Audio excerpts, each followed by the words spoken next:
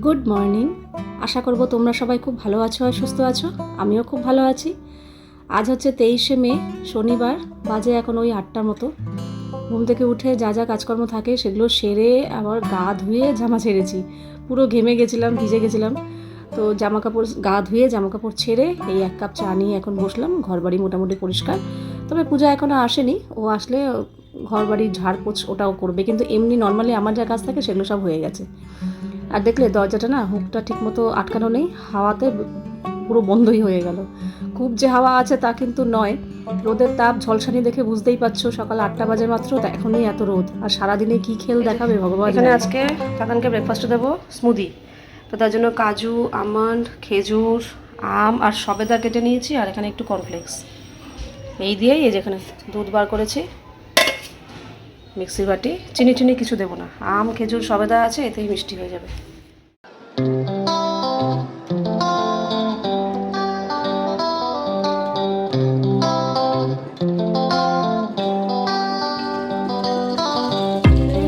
খারকোল পাতা এনেছিল আগের দিন, কালকাতে রান্না করতে পারিনি, তো আজকে খারকোল পাতাটা কেটে ভাপিয়ে নিয়েছি।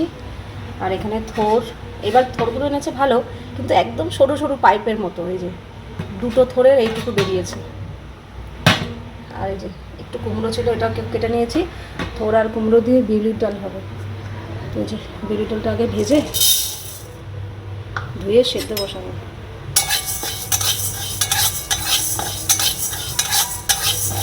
আর এখানে ভেন্ডিও ধুয়ে নিয়েছি, পরে কাটবো। তালের শাঁস এনেছিল, ছাড়ালাম।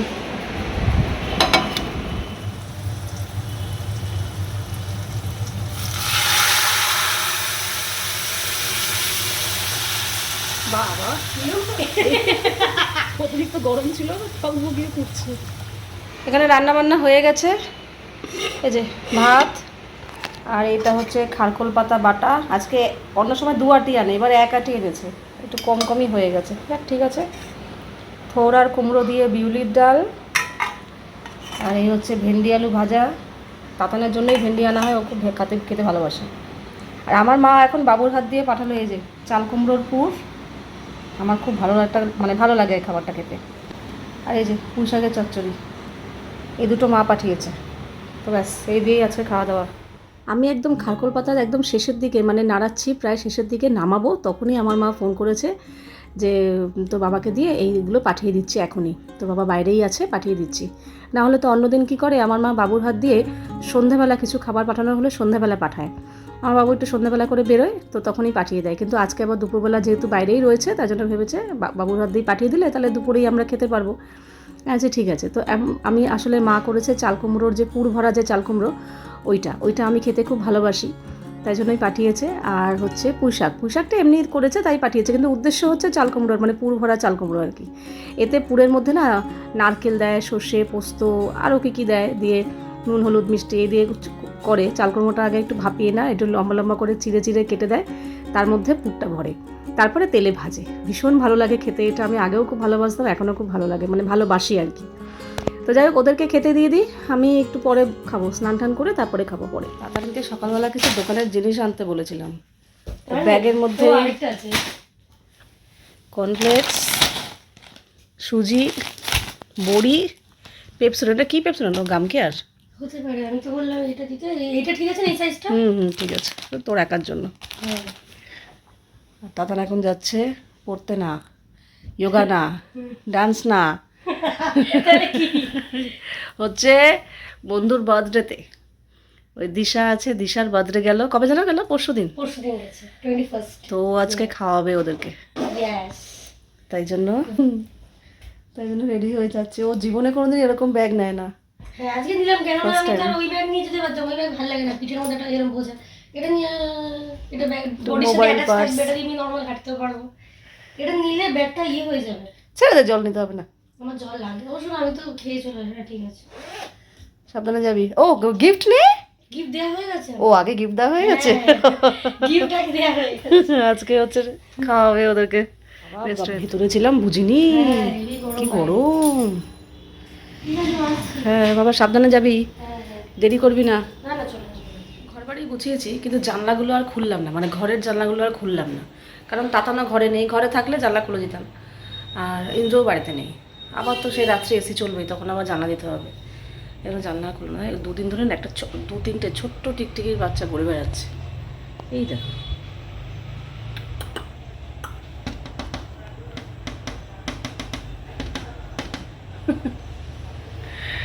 দেখ একটু হালকা খিদে পাচ্ছে, তাহলে হয়তো একটু মুড়ি খাবো। মুড়ির কৌটোটা আমি রাখতাম ফ্রিজের মাথায়, আমার নিতে সুবিধা হতো। তা এখন ফ্রিজের মাথাটা পুরো পরিষ্কার, ফ্রিজের মাথায় কিছু রাখা নেই। তো ইন্দ্র কোথায় রাখবে? ফ্রিজের মাথা পরিষ্কার করতে গিয়ে মুড়ি কৌটো এখানে এনে রেখেছে। বলো, যখনই মুড়ি খেতে ইচ্ছা হবে এখান থেকে কৌটো নিয়ে পরিষ্কার। এখানে আমার সব খালি কৌটাকাটি থাকে, এই যে যখন প্রয়োজন পড়ে এখান থেকে বার করে ব্যবহার করে আবার এখানে রেখে দিই। একটু মুড়ি খাবো, মুড়ি। এই যে আজকে নিয়েছি পেঁয়াজ কুচি, শশা কুচি, লঙ্কা কুচি। শশা দিলে মুড়িটা একটু তাড়াতাড়ি খেতে হয়, নেতিয়ে যায় ঠিকই, কিন্তু বেশ ভালো লাগে, এই জন্য আজকে একটু দিলাম। চলো ঝটপট খেয়ে নিই।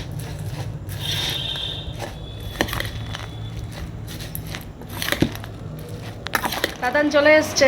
আমি 9টা বলেছি, 9টার মধ্যে ও বলেছে 9টার মধ্যে বাড়ি আসবে, 9টার মধ্যে বাড়ি চলে এসছে। ওকে, কি খেয়েছো বলো ডিনারে? একটাই জীবনে আমার একটা মাত্র খাবার, পিৎজা, বেবি পনির পিৎজা। সেই পিৎজা, এর বাইরে বেরোতে পারছিস না? আমি দিশা পিৎজা খেয়েছি, পিৎজার বাইরে বার্গার ছিল, সব ভালো লাগে না, পিৎজাটাই খেয়েছি। সবাই একই খেয়েছিস নাকি? হ্যাঁ, আমি আর দিশা। আর তোমার ওটা কি বলে, অরিও শেক একটা, ওটা মা কি দারুণ ছিল, অরিও শেকটা দারুণ ছিল, মানে এত ভালো লেগেছে। আর হচ্ছে স্যুপ একটা, ওটা ঈশা নিয়েছে, ভেজিটেবল স্যুপ একটা, ওটা নিয়েছে। আর পিৎজাও খেয়েছে। ঠিক আছে, তাহলে ডিনার হয়ে গেছে, কমপ্লিট। 9টার মধ্যে হয়ে গেছে। চলো। আজকে না আমি 2বার কেচেছি, মানে একবার কাচাতে হয়নি দেখছি, একবার কাচার পরে এখনও মানে যে পাশে যে ওয়াশিং মেশিনের পাশে আমার একটা বাস্কেট রাখা থাকে, ওর মধ্যে সব কাচার জামা কাপড়গুলো রাখা থাকে, মানে যেগুলো কাচতে হবে। আর বাথরুমে একটা বালতি রাখা থাকে, সেখানেও স্নান করার সময় আমরা সব ছেড়ে রেখে আসি, সবাইকেই বলা আছে। তো সেটাও তো সব মিলিয়ে একবার কাচতে দেওয়ার পরেও দেখছি আরও অনেকটা ভর্তি রয়েছে। তো ভাবলাম না, যা রোদের তাপ গরম, ও 2বারই কেচে দিই, শুকিয়ে যাবে। তো বারান্দাতেই 2বার মেলে দিয়েছি। একবার প্রথমে মেলেছি সকালবেলা, মোটামুটি ওই 1টা-1.5টার মধ্যে শুকিয়ে গেছে। আবার ওই সময় মেলে দিয়েছি বিকেলবেলা 5টা-5:30টার মধ্যে শুকিয়ে গেছে। 2বারই জামাকাপড় শুকিয়ে গেছে পুরো সুন্দর করে। তো তখন তুলে রেখে দিয়েছি, তখন আর ইচ্ছা করলো না ভাঁজ করতে, একটু বসেছিলাম, ভাবলাম না থাক, পরে করব। ওই পরে করব করে যখনই ভাবি না পরে করব, ব্যাস থেকেই যায়, আর ভালো লাগে না।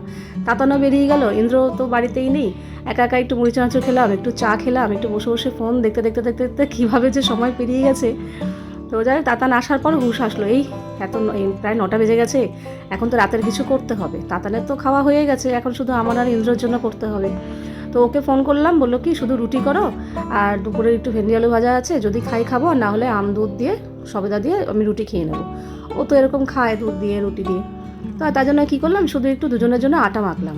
কিন্তু যার জন্য আমি রুটি করব আটা মাখলাম, সেই লাস্টে খায়নি, জানো তো, শুধু মুড়ি খেয়েছে, মানে আম মুড়ি সবেদা এসব খেয়েছে, দুধও খায়নি। আগে যদি আমি জানতাম যে ও রুটি খাবে না, এটা খাবে, তাহলে আমি আমার একার জন্য আর আটা মাখতাম না। ওই দুপুরের একটু ভাত ছিল, ওটা দিয়েই চালিয়ে দিতাম, একটু ভেন্ডি আলু ভাজা ছিল, ওই দিয়েই খেয়ে নিতাম, রাতের খাবার একটু খেয়ে নিতাম। কিন্তু দেখো, যার জন্য রুটি করলাম সেই খেলো না, ও শুধু আম মুড়ি সবেদা খেয়েছে। যাই হোক, যেহেতু মাখা ছিল তাই আমার জন্য একটু রুটি। আজকে ডিনার ইন্দ্রবাবুর আম সবেদা আর মুড়ি, দুধও নিল না, বলে দুধ খাবো না, হালকা পাতলা খাই, আম নিয়েছি, সবেদা নিয়েছি। হ্যাঁ, খেতে ভালো। আমার ডিনার দুপুরের ভেন্ডি আলু ভাজা রয়েছে, আর এখন রুটি করলাম। বাজে এখন 11টা 10, এই খাওয়া দাওয়া কমপ্লিট হলো। খাওয়া দাওয়া শেষে এই যে 1 কাপ দুধ নিয়ে এসেছি, এটা একটু পরে খাবো, থাক, গরম এখনো, এত গরম খেতে পারি না। যে যার মতো ঘরে চলে গেছে, এসি চালিয়ে দিয়েছে, এখন আমি এই গরমের মধ্যে রয়েছি। তোমাদের সাথে ভিডিওটা শেষ করেই আমিও গা ধুতে যাবো, গা ধুয়ে আমিও ঘরে ঢুকবো, তারপরে একটু মোবাইল টোবাইল দেখলাম, সেটা পরের ব্যাপার। যাই হোক, তাতানকে যে এরকম ছাড়লাম, মানে বন্ধুদের সাথে রেস্টুরেন্টে খেতে গেছে, এরকম আমরা এর আগে কখনো ছাড়িনি, এই প্রথম ছাড়লাম। হ্যাঁ, কীরকম গেছে, পড়ার ব্যাচ থেকে ছুটির সময় বলেছে কোনো সময় ফোন করে যে আজকে এই বন্ধু খাওয়াবে, আমি একটু খেয়ে আসছি। রেস্টুরেন্টে বসে না খেলেও হয়তো বাইরে থেকে কিছু একটা ফুচকা টুচকা কিংবা যাই হোক খেয়ে বাড়িতে এসছে, এরকম করেছে। বন্ধুরা মিলে সবাই একসাথে খেয়েছে, খেয়ে দিয়ে ব্যাচের শেষে বাড়ি এসছে। কিন্তু এরকমভাবে যে বেরিয়ে বন্ধুদের সাথে মিট করে খাওয়া দাওয়া করবে, এটা এর আগে কখনো হয়নি, এই প্রথমবার। কি বলো তো, সব কিছু না সময়ের সাথে সাথে মানে তাল মিলিয়ে চলা উচিত, একটা ব্যালেন্স বজায় রাখা উচিত।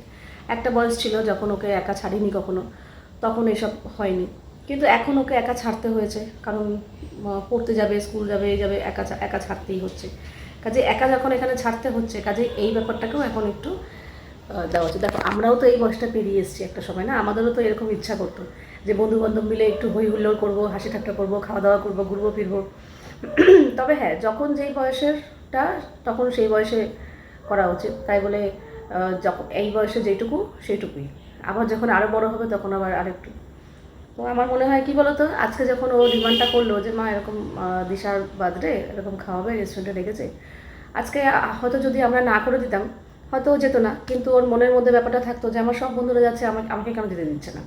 তখনও অটোমেটিক অন্যরকম রাস্তা অ্যাপ্লাই করতো।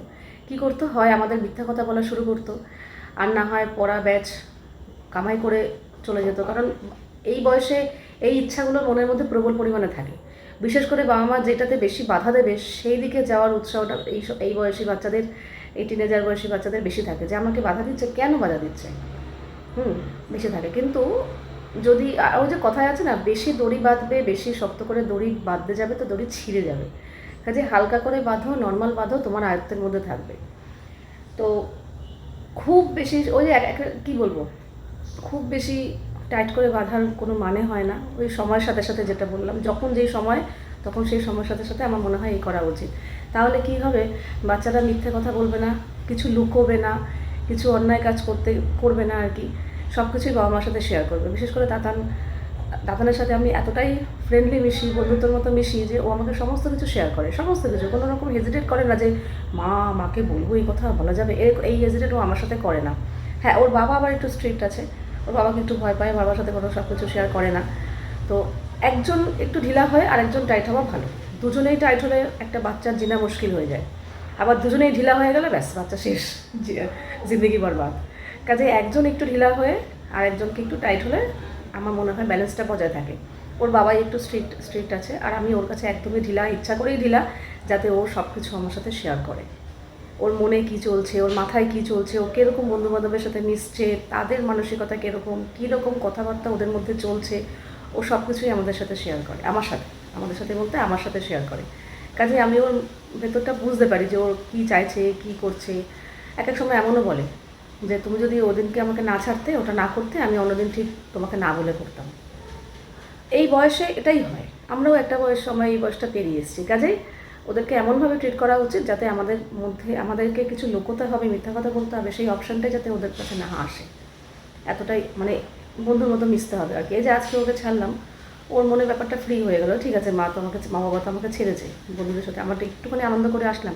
আর ওদেরও দরকার পড়াশোনার সাথে সাথে একটু বন্ধুদের সাথে ঘোরাফেরা, সময় কাটানো, আনন্দ করা, মাঝে সাঝে কোনো কিছু লিমিট ক্রস করা ভালো না। লিমিটের মধ্যে থেকে সব কিছুই ভালো, লিমিট ক্রস করলে সব কিছুই খারাপ।